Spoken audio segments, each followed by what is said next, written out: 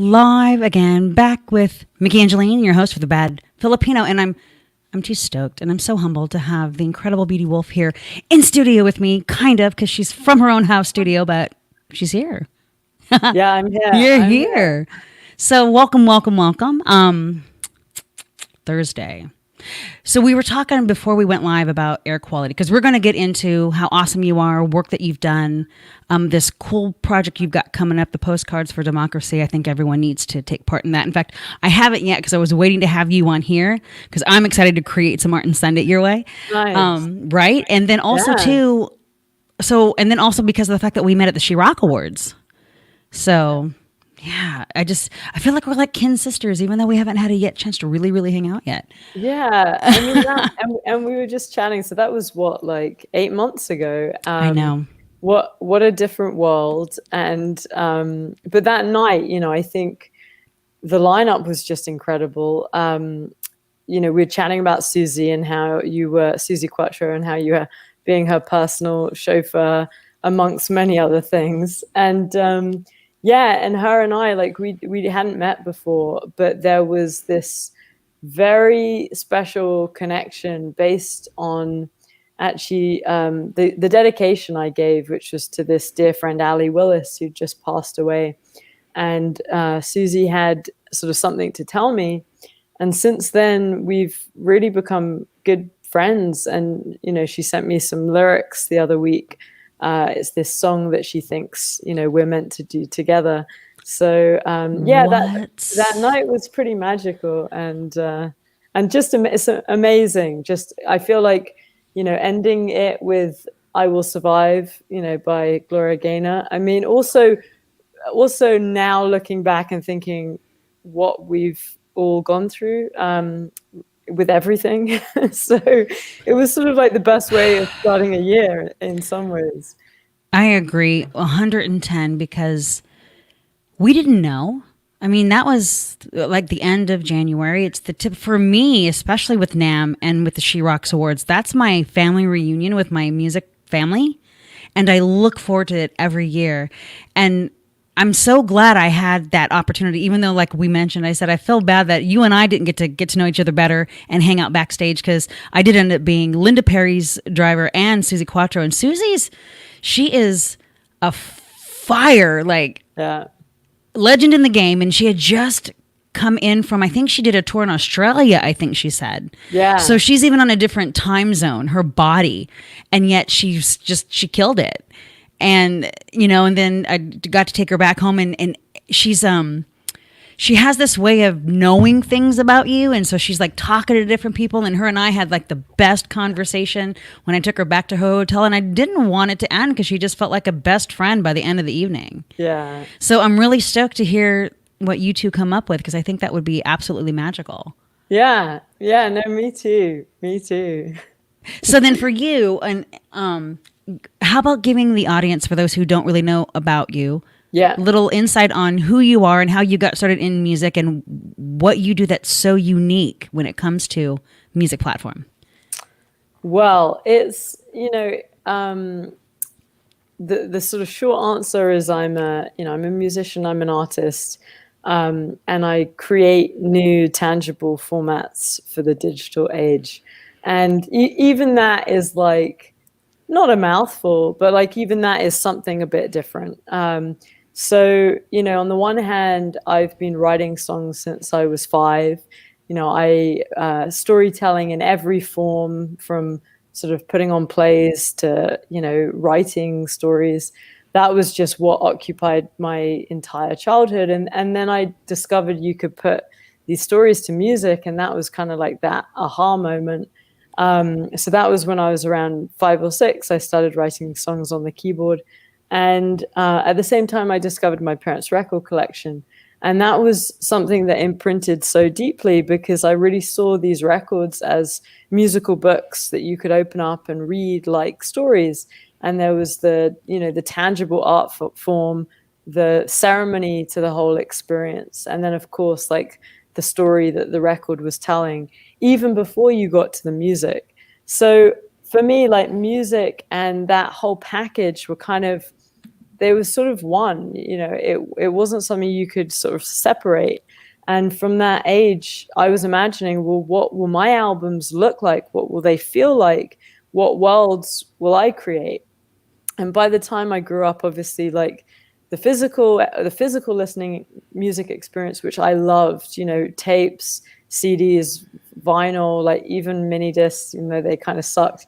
But I was the kind of person that would buy, an album on every format, and that's where all my money went, was music. And by the time my first record was going to come out, I realized that everything that I loved had been replaced with this digital experience, which to me was just not satisfactory. Like, it was great in terms of what it progressed and how it allowed, artists to sort of take more control, and micropayments, all these things that now, are much more kind of normal. But it also, in my opinion, it sort of displaced a lot of the things that I loved about that listening experience to begin with, which were ceremony, tangibility, and storytelling. So I felt like, well, my first album can even either exist as, this sort of iTunes download, and of course it would exist like that, or it can exist as a vinyl. But what if it was something totally different, which combined the best of the old and the best of the new, and was essentially like a way of presenting a vinyl in the 21st century? Like, what would that look like? So, for the first album, it was literally turning the phone. It was a way of turning the phone using this little Japanese device into a theater for the palm of your hand. So you could watch, this performance in this really magical, immersive way, through this kind of lens that looked a bit like the 80s viewfinder. And, that was the beginning of it all. And then from there, I created this musical jacket, which was a reimagining of the album jacket, cut by the tailor who dressed Bowie, Hendrix, Jagger out of fabric, woven with my music that was recorded in the space where McCartney wrote Eleanor Rigby, Hendrix wrote The Wind Cries Mary. I created a format that was a deck of cards, which was actually a record as a deck of cards. It looked like a cassette tape. You open it up, you have a card for each track of the album. Tap that to your phone, it would instantly bring up the song and all of the content. I then did like an anti-stream experience from the quietest room on earth, which was this live 360 Fantasia experience for this record that was coming to life around you with the animations from the space where Helen Keller experienced silence for the first time. And then I did a space broadcast using the horn that proved the Big Bang, sending my record into space with the scientist that won the Nobel Prize for discovering cosmic microwave radiation. And yeah, I mean, it's like each one of those is a story in itself, in terms of why and the layers. And of course, we have some time to go into it, but then I got to. Oh, we will, because you're doing this whole outline like it's the summary of the beginning of a 1,000-page book, and I'm just enamored. So yes, please continue. Yeah, like I think for me a big life highlight was getting to present all of these, original sort of innovations and designs that I'd come up with in a solo exhibition at the Victoria and Albert Museum in London with the Bowie curatorial team, the guys that did that big Bowie show, and having it be this sort of retrospective, which was totally surreal. I am not, a traditional artist in that sense, but then I also don't really know what I am. And I think that's kind of good, because I feel like, being a musician today can get very limited, and actually being anything can get very limited. And I've always thought, well, wouldn't you just see where, your curiosity takes you, and be an artist in sort of the more in the Renaissance sense, whether it's poetry, whether it's visual art, whether it's music, whatever it is that, whatever is the best format to tell that story, or whatever are the best fields to enrich that experience. So I guess I'm just all about, not imposing parameters that needn't be there, and also finding a way of making music more vital again, because I think it's lost a lot of the things that were there in the early, in the physical listening experience, which actually gave it that whole visual component, that it sort of was this entire world, and we've lost the worlds around music and albums and stories. Yes. Okay, so that was so poetic. And you're right, because when you flashed back in the beginning of the conversation, when you talked about you remembered your parents' albums, I, as a kid, remember riding my bike to the store and wanting to, because vinyl was the thing for me growing up, 45s, the 33s, and it was before the 12-inch singles, because that was in junior high for me. But I remember being, and this wasn't right, but I did it, I would open the vinyl LP jackets because I wanted to see the artwork on the inside, and I wanted to read the lyrics, because this was way before the internet. I'm talking this is like late 70s, early 80s for me. And the only way for you to know lyrics to a song was just to memorize it across the radio, or you bought the album and you played it over and over and you read it in the jacket. Yeah. And we knew, me and my brother, we knew like we shouldn't do it, but we just couldn't help it. And you're right. And then it transcended to cassettes, which they still printed the lyrics, but it was super, super tiny. But once it gets to the digital thing, you're right. It lost that magic, but it helped artists because there was also that transition through people pirating the music and finding ways to kind of protect that and whatnot and get music out to the people. But it's just so unique. You're right. There isn't a real label for what you do. It seems like you get hit with a muse, and you get hit with this inspiration, and you get hit with this idea, and you just go to town with it, and bam, and all of a sudden, boop, here's this thing from Beatie, and this amazing little, I don't know what it is, but she's going to show us right now. And you even threw photos my way. So did you want me to pull some up, and you can kind of a little elaborate more on the work with those, or? What? Yeah. Because this one here. Yeah, so that's the horn antenna. Okay. So that was what we used to send the record into space. Oh my gosh. And that was the instrument that captured the sound at the birth of our universe. So it picked up cosmic microwave radiation, which proved the validity of the Big Bang Theory. So essentially, like the astronomers that used that discovered CMB, they won the Nobel Prize for proving, that the Big Bang Theory was likely. So this amazing instrument that really hasn't been used, much since then. I ended up sort of meeting that astronomer, one of the astronomers who won the Nobel Prize for the discovery. And we were chatting in front of the horn, and I said to him, "Okay, you've used this to receive, but have you ever used it to transmit?" And he was like, "No." And I was like, "Well, I just did this record, and I was working at Bell Labs at the time to create this anti-stream experience." I was like, "Well, it's called raw space, like nothing to do with space, actually to do with this anechoic environment where you can hear the blood, rushing through your veins, and there's no reverb and there's no EQ." And I fell in love with that room, and I fell in love with that raw sound. So I said to him, "Yeah, the record is, raw space, and it would be fun to send it up into space using this instrument."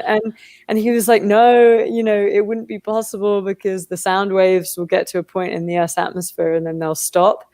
And I thought that was the end of the conversation. And about a month later, I get an email from him saying, "Beatie, I figured it out. I can do an update on the horn." And this is a National Historic Landmark, and he's like an 80-year-old scientist. And so, he's like, "Do you still want to do it?" And I'm like, "Yeah, hell yeah." You lit a fire under him that he hadn't had in a while. Yeah, I mean, that's the funny thing. Sometimes the number of times I think, particularly when you're telling some of these stories, and each one genuinely has a magical serendipity to it. And I think people are like, how were you able to do that? Or how did that, you get that person on board? And it's often just asking, but asking with something of like a vision, something that excites you. Yes. Something that you're passionate about, and there's an intention behind it. And, you know, but it's amazing how many times it's just asking people. And I think we get so like, again, that thing with, oh, but I'm an artist, you know, why would I work with an astronomer, or why would I work with an engineer, or why would I work with a tailor, or, you know, it's like we often stay in our kind of in this wheelhouse. And I just get so much out of meeting all these different kinds of people and getting to do these wonderful experiments with them, which are ultimately still about, you know, what I'm always trying to do, which is reintroduce a deeper, more ceremonial experience around music today, you know. So that's the central intention. And each one, even though the output is very different, is sort of all pointing to that. It's all about music and art and why they're important to our humanity, you know. Well, and that takes it back to, because you mentioned raw space. Is that what this photo is about? Right? Yeah, so Yes. that's the chamber. So it was the quietest room in the world for several decades. It was the place Helen Keller experienced silence for the first time, where they discovered rogue frequencies and psychoacoustics, and, you know, made all these incredible discoveries that relate to our understanding of audio. And yeah, that was where I did this anti-stream for the last record, and I had a physical record player playing the album on repeat 24 hours for a week, with a live 360 camera streaming it, that people could log in, they could be in that space, they could hear the music in that pure focused way, but they couldn't shuffle, they couldn't interfere with the record, you know, stream in any way. But then using live animations, the lyrics would be streaming out of the vinyl, the artwork would be surrounding you, and turning the chamber into the visual landscape of each track. And that was happening in real time, you know. And at that point, Live 360 hadn't been done, you know, let alone Live 360 AR, which is essentially what it was. But, you know, the thing about my work is, like, it happens to be very technologically advanced. Like, each one of the album formats is a first of its kind, but it has a very nostalgic and tangible and sort of, you know, it doesn't feel, it's not about celebrating the technology. The technology is a facilitator in actually reintroducing a more traditional kind of old school experience around music. So with that record experience, it really felt like the world of the album was coming to life around you, like Fantasia, you know. That's a And good example. yeah, That's a really good example. that was how I felt like opening up Abbey Road as a kid. It just felt as if, you know, the lyrics were coming out of the record and the artwork was coming out of the record, and you were being transported into this world. So that's what I'm always trying to do. It's like, how can you create that beautiful ceremonial environment around an experience like a record, and, you know, use technology as sort of a magic dust that turns, you know, a phone into an 80s Viewmaster, or a, you know, an album jacket into this woven, you know, record jacket, or this, you know, a turntable into this kind of Fantasia experience. Because that, and then where that comes from, and anyone listening, if you haven't seen it, you gotta watch it on the YouTube app on your phone, because she's not kidding. I did it. And you walk around and you're spinning. It's like an interactive musical experience. And I remember I was teasing you because I said, it's like, where's Beatie? You try to find her because she's walking around the room, and she'll disappear until you turn with your phone, and you turn the phone, and you just watch where you're going. Because I actually bumped into my couch, and then I realized I have to watch where I'm at. It's almost, I guess I would experience it to people when they got all crazy with Pokemon Go. I didn't do it, but I watched people do it. It's similar to that, but it's this crazy, incredible visual and audio, just fantasy world. And I loved it. I sent it to so many of my friends, like, you know, private messaging, going, make sure you use the app. It won't look the same if you just try to use it on your laptop. And I played with that thing for probably an hour, like, because you can't catch it all in one time watching it. So there's so much of it that I went back and I had to focus on a little bit more part. Then I go back and I focus on a little bit more part, because it was really incredible. And that oh, go ahead. No, just in that, you know, that was all. So everything you saw was blending in real time live with with the 4K video. So you had this chamber and this record player, and that's, you know, that's real. I mean, if an engineer walked in, you see the engineer. That's why you saw me walk in, because Right, right. I was turning the record, you know, the whole thing Yeah. on. But like as soon as it started playing, you know, the animations were blending with the music in that environment in Yes. real time.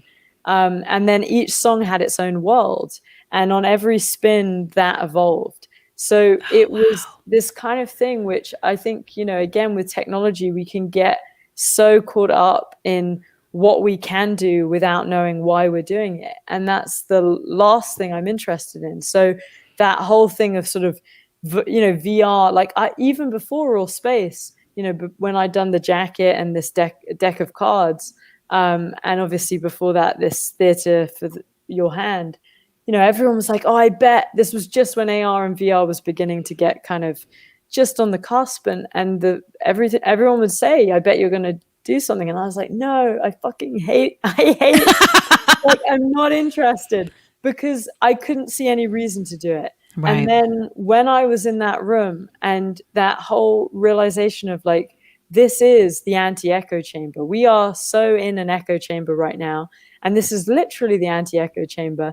And this is the most ceremonial in terms of being in a space and coming back to just being with yourself. You know, a lot of people go into that room and they would freak out because you can hear the blood in your veins and it's so quiet. And I had the opposite experience, and I found it so calming, and it made me realize we have so much noise around us all the time, and music and art has become part of that background noise, this 24-hour shuffle that we just have. Yes. Agreed.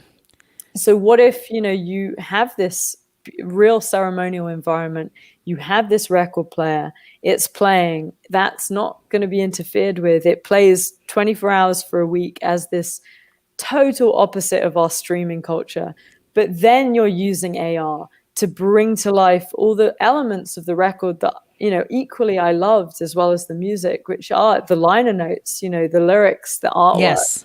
and All of it. you're doing it in a way that feels really integrated. So that was really, you know, the why behind that. And then when I had to present that in this exhibition, I was really like struggling because I didn't want people to have to put on headsets. Like, I hate headsets. So I was thinking, how could you do it similarly using a nostalgic device? And so that was the idea behind building this space chamber.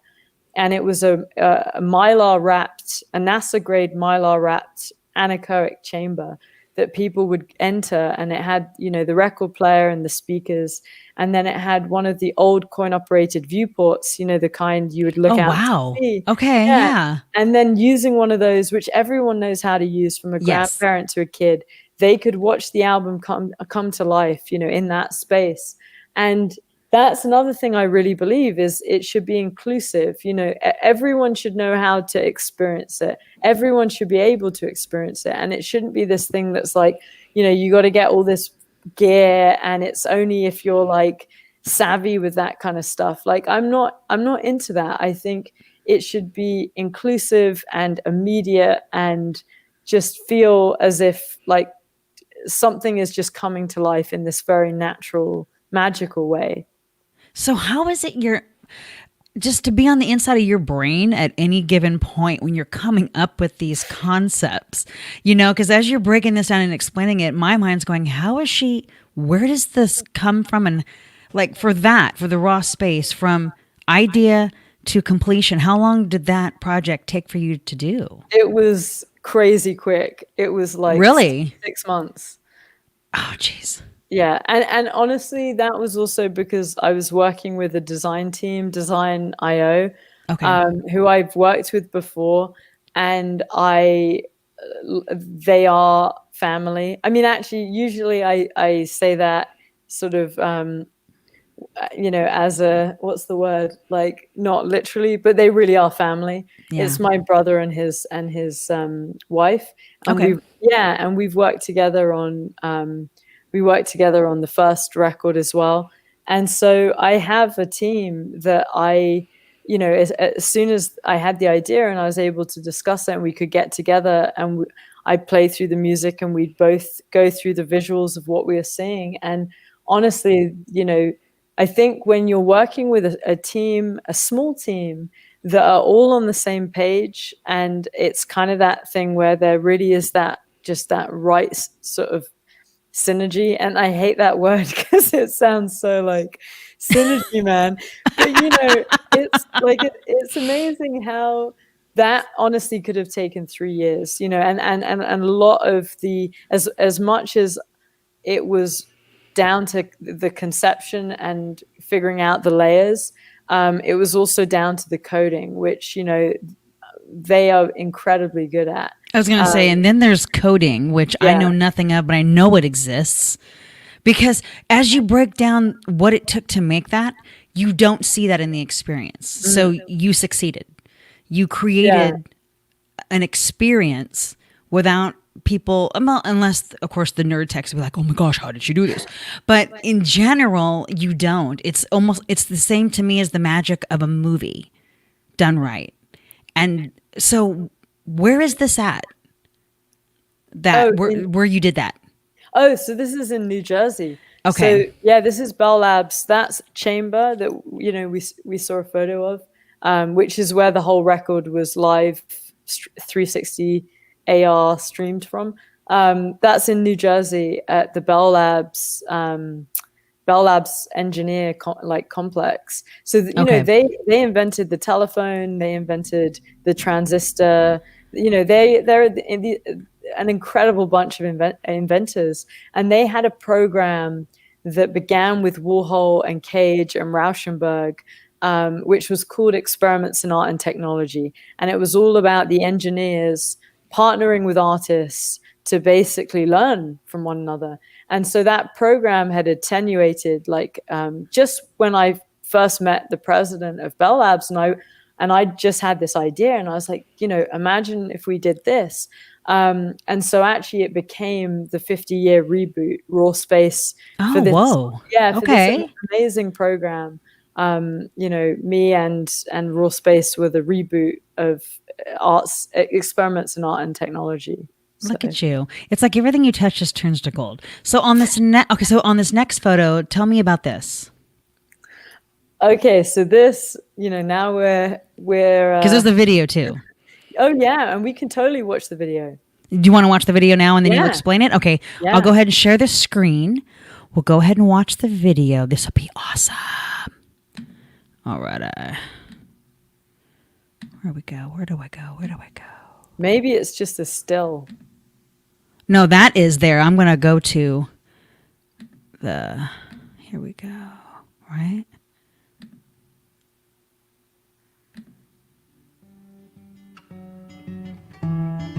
Outside the people like cars are still running, when inside it's safe to deny that it's coming. The TV's turned up so the winds are just humming to the sound of the heat rising. We don't want to hear that the problem is us, so we live like we want in our own universe. 'Cause man thinks he's God in a devilish way. We're too proud to see what we won't even say. We don't wanna know, don't wanna know, don't wanna know, don't wanna know. No, we don't wanna know, don't wanna know, don't wanna know, don't wanna know. So take my hand, babe, and I'll walk you to school, where you'll learn how to live by a new set of rules. 'Cause we played all our cards, there's none left for you. Forgive us, my dear, can't you see? It's the truth that we don't wanna know, don't wanna know, don't wanna know, don't wanna know. No, we don't wanna know, don't wanna know, don't wanna know, don't wanna know.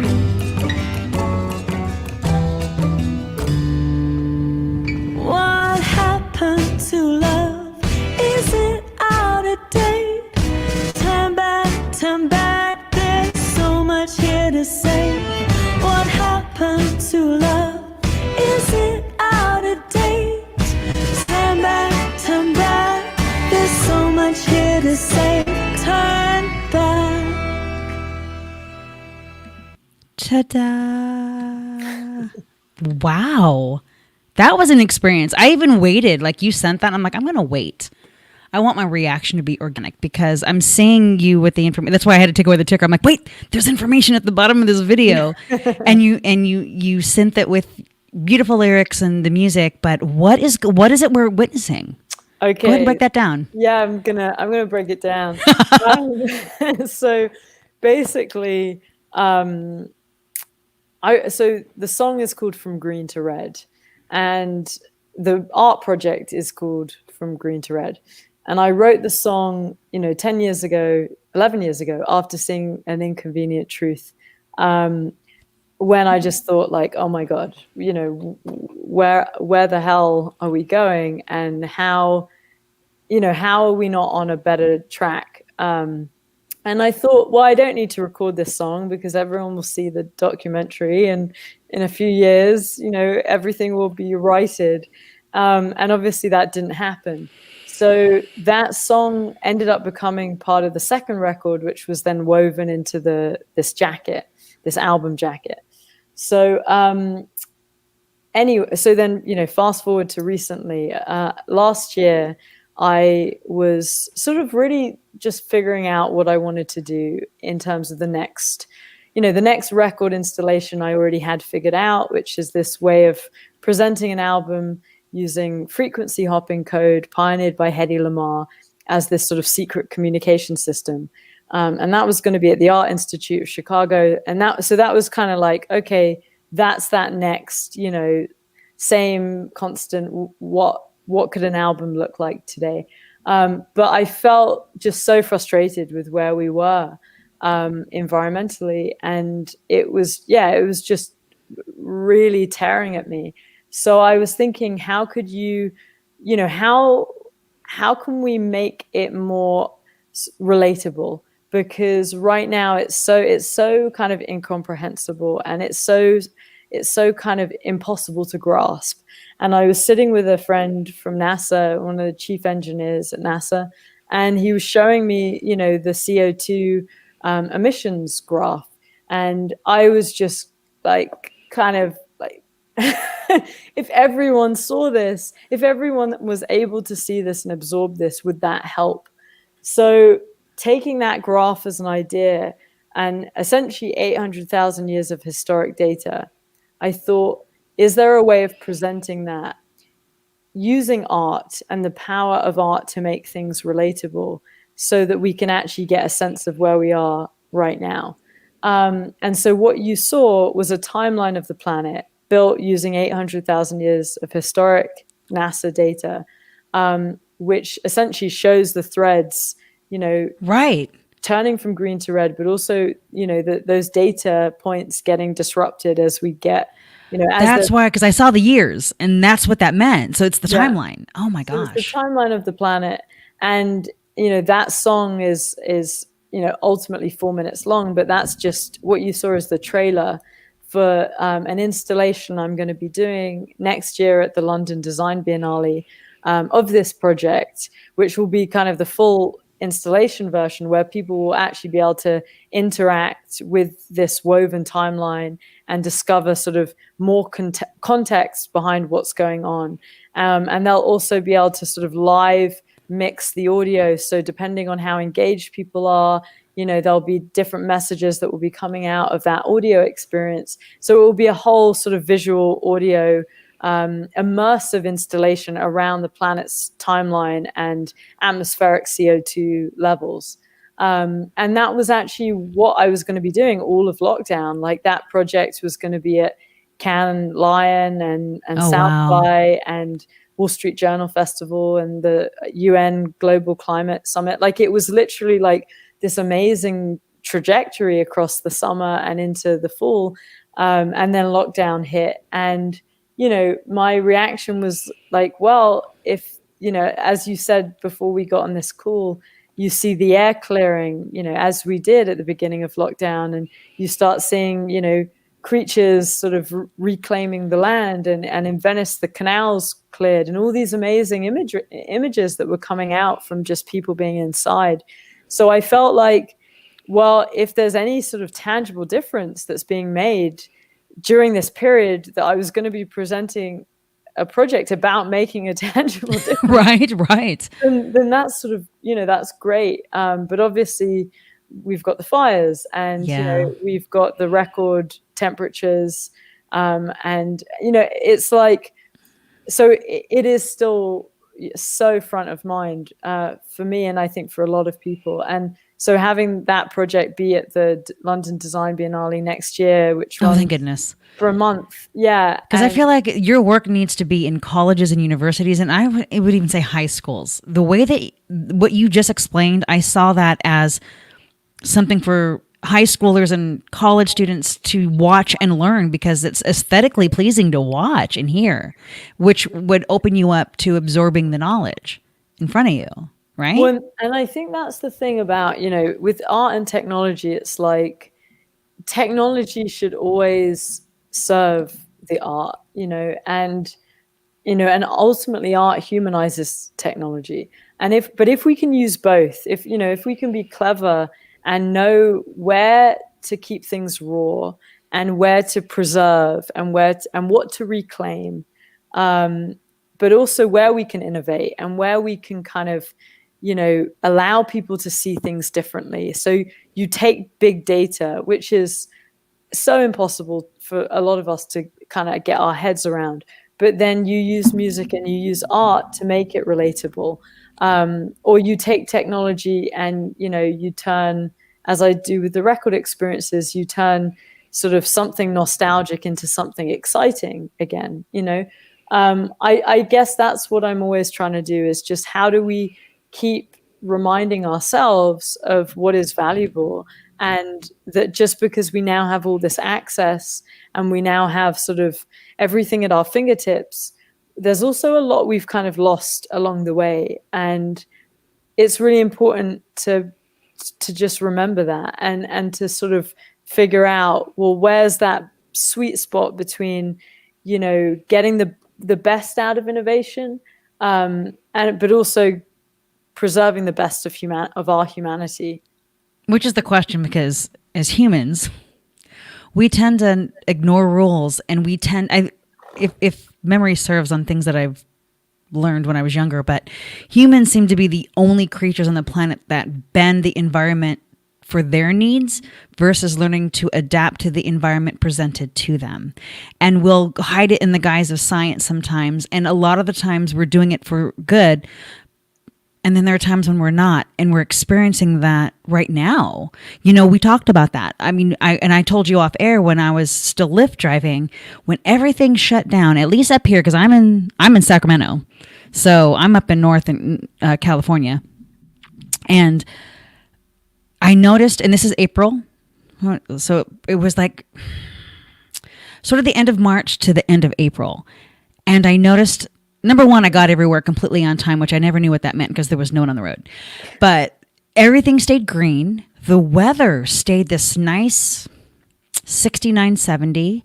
I saw more animals out and about, especially in San Francisco. More coyotes came out, more raccoons came out, more birds came out, more bees came out. And there was this quiet. And there wasn't all that, like you mentioned, being in that space where you can hear your own blood flow. I was hearing more of the world because there wasn't cars and technology and buses and planes and people and all this interference, which those frequencies in itself dull and destroy nature, right? Totally. And I know this. And I think what's happening, at least for me, where we live in California, where we technically never have seasons, we were experiencing this year seasons. And then now we went from having all of this beauty and this calmness to devastation and chaos with the smoke and the fires. Because at least up here, we were hit with, it was on a Sunday a month ago, over 10,000 lightning strikes at the same time that sparked almost 300 fires simultaneously. That's how this all started. Yeah, something we've never experienced. And now I'm witnessing, I know people for some reason are doubting science and they think it's a conspiracy and the government's after us. And I was, and I'm like, guys, go back to school and study. I mean, I'm not saying that that couldn't happen, but understand where we're at climate wise, and our ecosystems are just fucked. And then you're right. It's knowing when to back off and when to apply it. And we have the knowledge and the intelligence. People like you, obviously, your work is, I honestly feel, if you haven't already embarked on that, should be on the educational level. It should be, if it isn't already. Have you considered that?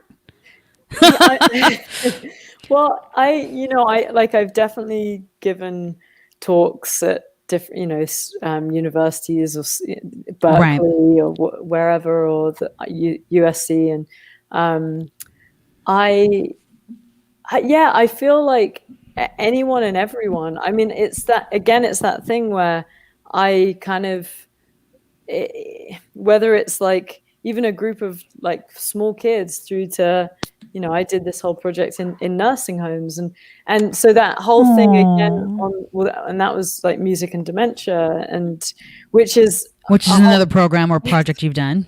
Yeah, and that's a whole other story. But like that fed back into everything I now know, and I believed already, but now it just has reaffirmed, music and nature. I mean, Dr. Neurologist Oliver Sacks, for every, whether it was autism, schizophrenia, Parkinson's, dementia, almost every neurological condition that he was looking at, and he was one of the great neurologists and humanists, and he's a huge hero of mine. And he showed, well, firstly, just music, the power of music on such a deep, profound level, as the one thing that could unlock these conditions when nothing else could. But moving away from that, and that is ultimately what I went down and did this study, myself in that vein. But he said there are two things that connect people or reconnect people when they're in, very serious neurological binds, and it's art, music, and it's nature. So it's like we don't have to keep on reinventing the wheel. And I feel as if, in the same way that you said, that beautiful silence where you could hear the world, it's like the same things going on. Those frequencies that are, whether it's travel and traffic and all of that stuff, but just our daily lives, social media and calendar alerts and news and all these things are coming in at the same superficial this stream of information that's constantly bombarding us and numbing our sensory systems until we're ultimately kind of, we don't really feel things anymore because we need more stimuli. Yes, it's an addiction. We're so desensitized that we have to keep feeding ourselves. And it's the same. It's the same with music. Music gets more and more, whether it's the ear sugar frequencies or the compression or whatever. And I just feel as if it's almost like, and that's also why I'm doing this project at the moment with the Post, which is something totally. Yes, we're going to go into that. Yeah, right. I feel like there are these core human experiences that keep us alive inside, and it's not complicated. It's like music, art, nature, receiving mail, like these really simple things that we can take for granted on such a huge level, because we think like, oh, but now we have all the access. Like, so the thing about the digital era with music is it created access without any value. So we now have everything that we want, but there's no value attached to it. That's a really good way to put it. And curation also got totally dislodged because, media, it no longer really mattered. Like, magazines and radio shows, they all lost that ability to say like, hey, we're super passionate about this, you should check it out.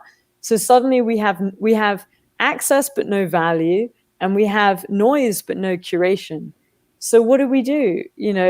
And I think now is the time to reclaim a lot of these things that are at our fingertips, writing someone a letter or going out for a walk and just, appreciating the beauty and obviously crazy air, like fires permitting and all of that. But like, yeah, I guess I'm just really a big, as much as I am a futurist in some ways, and I don't even like that term particularly, but I also feel like there's a lot that we shouldn't let go of, Definitely. We can't forget our past because that's no way to go into the future. So we'll segue into that, into this next project that you've got going on, right?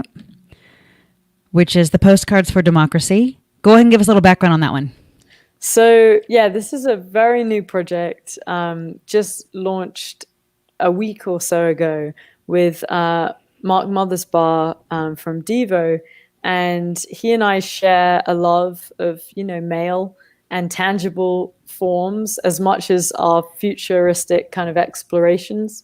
And we just decided to partner on this project. We'd been trying to figure out what we could collaborate on, and writing letters and receiving letters was sort of the one thing that kept me sane during lockdown. And he's been making art, mail art since the 70s. So particularly in light of, recent events, and it just felt like, oh, this is the perfect way of creating a kind of art demonstration that people can get involved with, that gives them a creative outlet, but they're also supporting this vital institution that we should really be using, and sort of again not letting slip away. So it's called Postcards for Democracy, and we just ask anyone and everyone, if they feel like it, to send us a card that they've made. It can be as simple as something they've augmented. It can be an existing card they've added to, or it can be something they've made from scratch, and post it to us at 8760 Sunset Boulevard. And we are making ultimately a physical installation of all of the mail, and a digital gallery, and another sort of art piece out of it.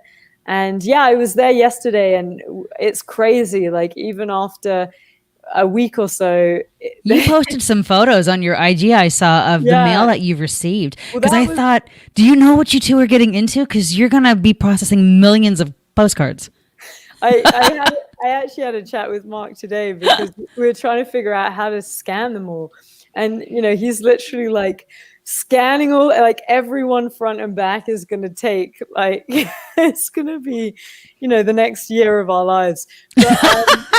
But no, it's been amazing. It's been such a joyful project, and and just getting people sort of comments and how much they're enjoying it, and I think particularly in lockdown, feeling physically connected and feeling part of something, but then also again, it feeds back to supporting USPS. So yes. Because it's like a triple Dewey, because you're sending the postcard, so you're keeping USPS going, and then you're being creative.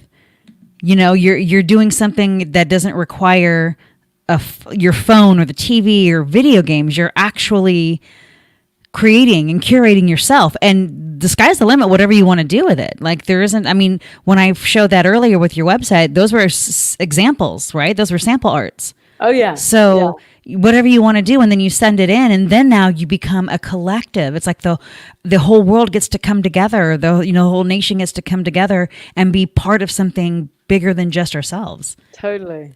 I loved the whole concept. Like, that's why I said I'm going to wait, and now I'm going to do it, because I do.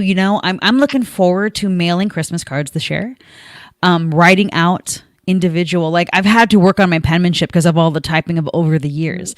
I recently did something for my birthday where people donated money, and I put together shirts of a band I was in, like, one show. And when I sent them out, I hand wrote the thank you cards, and I hand wrote little notes to people pertaining to our friendship and our bond, because that's something tangible that you can hold on to, especially with everything we're going through, because we physically can't see each other right now. So here's something, since you can't see me, right? Yeah. It's like the old pen pals back in the day.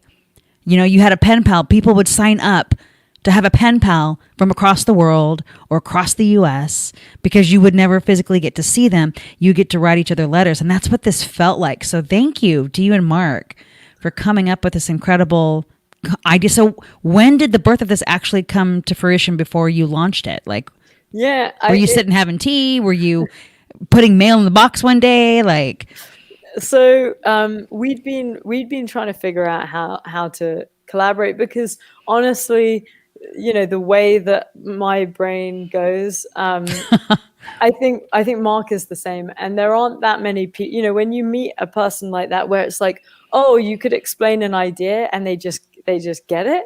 yeah, It's kind of as if, and not in an elitist way at all. It's just that language of where you feel like such a weirdo, and then you're having this conversation, and it's like, oh, it just instantly makes sense.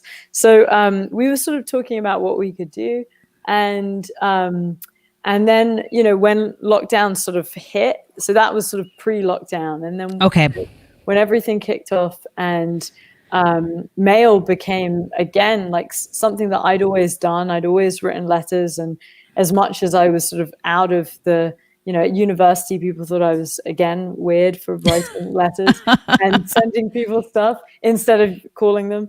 And so, so then when I also discovered like Mark's passion for making postcards, which again he's made for years. He's got like 500 books of postcard art. oh wow, Yeah, I was like, oh, that I didn't know. yeah. Wow. So and that's really a huge like he does it every day. So I felt like even before things happened with USPS because stuff USPS has been neglected for so long, but before it got very intense, Right. I felt like it would be great for us to do this kind of exhibition of people's letters in lockdown, because I love that idea of something we connected through. It could also be something that we reflected. And then when everything got much more intense, it was like, oh, this has this whole other dimension to it now if we do it now. Right. So it was also, you may not know, but also he almost, he had a real close call with COVID. So that was something that, it was kind of devastating at the time, because it was like, oh my God, like, is this person going to be okay? And now he just really wants to be putting his energy into, good things. So this felt like just the perfect thing to be doing together, and particularly now. Oh, especially now. I mean, I was discussing this in a couple of other podcast interviews with people on how something we take for granted, mailing something, is now threatened, Yeah. I mean, when I saw on the news that they were just pulling up boxes and taking them away, that really just happened. Because are we trying to say that COVID's never going away? Like, why would you get rid of a box? Yeah. I mean, I don't want to get into that, but yes. So I love this. Everyone listening, please do it. It is postartfordemocracy.com. If you can't see it, if you're not in the chat room with us or watching the video live, or you can go to beatiewolfe.com, her website. She's got it on her page as well. And you have up until, I believe you said the election date, right? November 3rd to send it in? Yeah, I mean, we're not trying to make it. Obviously, it's going to end up being political, but it's. I mean, because you want to give a date so that people don't just sit on their asses and not do something. I mean, it's definitely like, yeah. but it's also the thing of it shouldn't be politicized in the first place. Correct. And that's kind of what it's also about. So, but the way I see things is you can move things forward, I think, by there's sort of angry reactivity, and then there's sort of positive reactivity, and I feel as if this is really engaging that the joy of people sitting down and making something, and a lot of it's wonderful to see a lot of people have actually been doing it for a lot of time, and then people haven't done it at all. So you've got so many different kinds of people getting involved, and so many different expressions, and so many different ideas, and it becomes this sort of collective representation of our times. So it's just got a real positive feeling to it, which I think is really important, because it's very easy to get totally depressed and dismayed, with Right. everything. Right. But I think, it's about where you put your energy. And, if you can put your energy into things that create some good, that's what we need right now. Agreed. Agreed. You seriously, it's everything you do. You have this gift.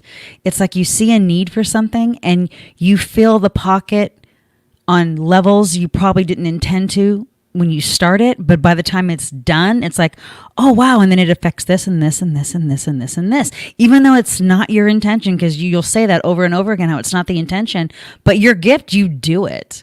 It's incredible. I mean, this installation it just touches on so many levels other than the art, even though that's the most important part of it. And the community of it and the connection of it is what I truly love about it. Yeah. That's why I'm excited about it, because I can't wait to Me too. No, right? Everything about it. I think that, I think sometimes there are just ideas, this is also a big thing about, just being a vessel for something. And I know it's talked about a lot, and it can be very esoteric, but it's entirely how I identify with that process, which is, there are all these ideas sort of around us, and like we just have to tune in, or we just have to be ready to receive them. And there it is, ready to receive it. Ready to receive it. Yeah. And then open yourself up to it.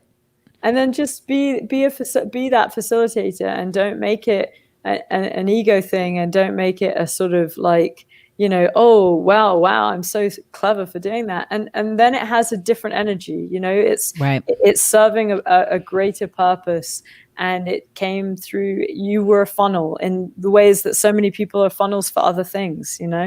Absolutely. No, this has been so amazing. I just heart you so much, Beatie. I cannot wait till all this lifts and we can actually go and have tea in person together, because I know we've discussed that. In fact, I would love to, if things do clear up, and when they do clear up, hopefully it's around the time you're still working on this. I would love to take a trip down south and kind of like see it happening. Your little collecting of the postcards and the scanning, and right. I would love to see you doing a little work in progress, because that in itself, I'm sure you have behind the scenes of everything you've ever created, because just that alone, I think is just as incredible to view and to witness as the finished product. So in wrapping this up, where do you see, because I want to say music, but you're so more than that, but where do you see that happening? Especially for artists that are struggling with, do they stay with their career in this? Because we don't know what tomorrow's going to bring. Like by the end of 2020, where do you see it going or ending up? I have no idea. And but I do think, so there are three things. I think figure out why you're doing what you're doing. And if that really feels right, if it's actually not about a lot of the external shit, like, things that can just take time, like I had to have so much determination and ignore so much of what I was told. And, the payoffs only come a lot later, and often they come in very bizarre ways, in ways you weren't expecting. So I think it's about really sitting with it and like figuring out what is it you want to say, and what is it you feel, or what is it you feel needs to be said. And then just realizing that everything is shifting right now. And with everything shifting, I think actually there's going to be a lot of good, because I think it's going to displace some of the old structures that have, in different ways are just outdated. I think there's a huge shift coming with the whole way we listen to music. I think, it's got to the point where music has become so valueless, it's going to swing the other way. I really believe that. And so while it's almost like a cleansing in a sense. Yeah. And spring cleaning. you could actually apply that to everything. It's like we've got so disconnected, from, again, a lot of the things we talked about, that I actually see this as a time of people becoming much more empowered and really choosing what they're doing and why they're doing it. And with that, I think you're going to see, going back to deeper experiences around listening to records or performance, the new performances, that when they come, I think there will be more ceremony or appreciation, or we see that Zoom doesn't really work in that way, because you miss a lot of that, again, that sort of tangible, being in that space and the music in that space, and technology does not serve in that arena, No. So I just say, just be just be clear on why you want to do it. And if you know why, that's actually often the hardest. That's a lot of things that people don't even figure out ever. But that's almost the best place to reassess things from, and just be unique. I think we have such a world of like trying to sound like this or trying to do that or replicate this, and it's all like the algorithms and blah blah blah. And I don't want to sound boring, but it's like be original. Really be original and go with what is exciting to you, because if it's exciting to you, it's likely going to be exciting to someone else, and that passion is so infectious. That's why I got Robert Wilson to update the horn antenna. There it is. You sure did. You put a fire on that old man's butt, and he was like, girl, let's do this. And you did it. I love that story. I'm just going to carry that and just share that with everybody. That's amazing. So thank you so much for that and for taking this time. So everybody, Beatie Wolfe, follow her, look her up. Her work is extensively amazing.